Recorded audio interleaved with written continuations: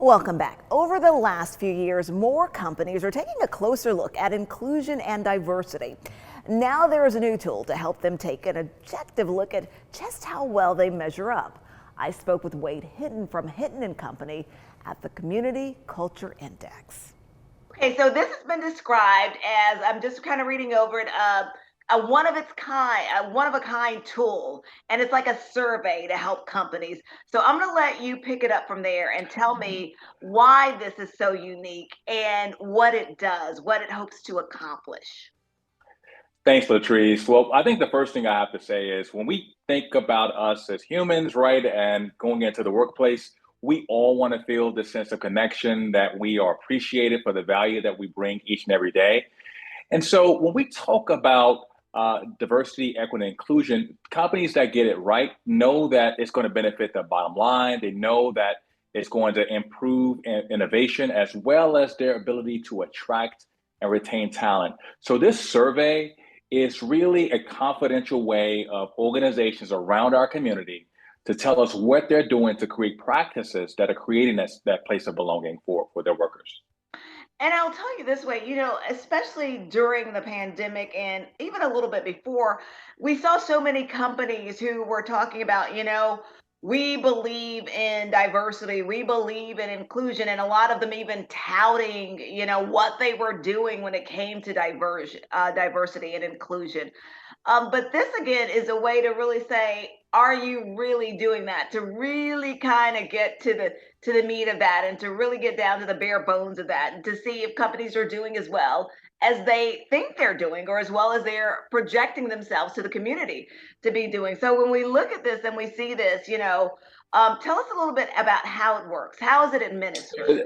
I mean, I think you're absolutely right. We've seen a number of organizations step up and say, hey, we are committed to DEI. We're committed to hiring a more diverse workforce or creating a more inclusive culture. But really, we have no way of understanding how that's showing up for our community.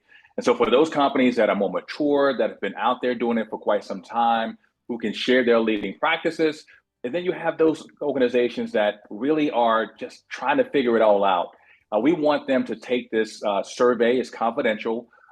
Basically, organizations sign up for it. We send them a link that's password protected, and they get a chance to go through a set of questions that really ask, are you committing to creating a DEI strategy? Do you have a way of recruiting a diverse workforce? But touching on these areas that we know are leading practices, and ultimately, this will result in us creating a score for the community. So when look at that in that score, tell us about like what your like the range of like a score like they will receive, what's low, what's high, what's good, what's bad. Yeah, so the score will be for the community, and we want to be very careful and we were just very thoughtful about not making sure that companies know this is not about shaming. Again, your name will never be mentioned in a report except to say you participated. And but the score, Latrice, will actually range from really an immature or just starting out as a community to a much more mature best in class. And so we will put the score for the community within that four-step range and we'll know where we are, and that'll give us some sense of where we need to invest, what we need to actually celebrate and share those practices with others who are just starting out. So when we do this, you talk about the data that goes into this. Is this data just like kept there for the company afterwards? Is it, obviously you're going to share the results with the company so they'll know how they did. But and like you said, the data, the company name is never out there. But is the data like kind of shared, I guess, publicly as well? Like, well, we have these companies that are doing this and that score this range or that range, or Yeah, that's a great question, Latrice. And so, how this will result in the report will identify overall where organizations and the aggregate show up. So, when it comes to questions or a particular category like hiring and recruiting, we can share where the community shows up. But in addition to that, we will share for some of those organizations, with their permission, of course, to highlight any leading practices they would love to share with some of their peers and colleagues across the community. I would imagine probably that some companies who said, you know what, we're doing fine in this, and maybe have then taken this survey and found out, oh, we're not doing as good a job as we thought we were in this area.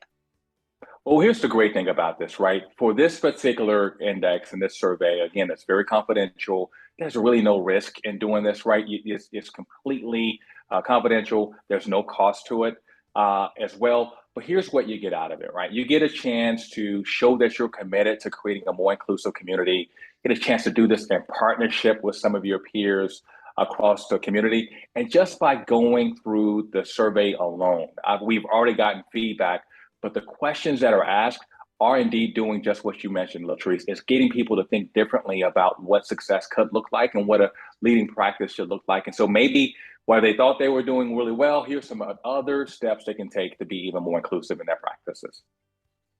And one of the things, Wade, when we look at this and we talk about this and going back and, we can review, look at business models and companies who, maybe they have, a female who's leading their organization.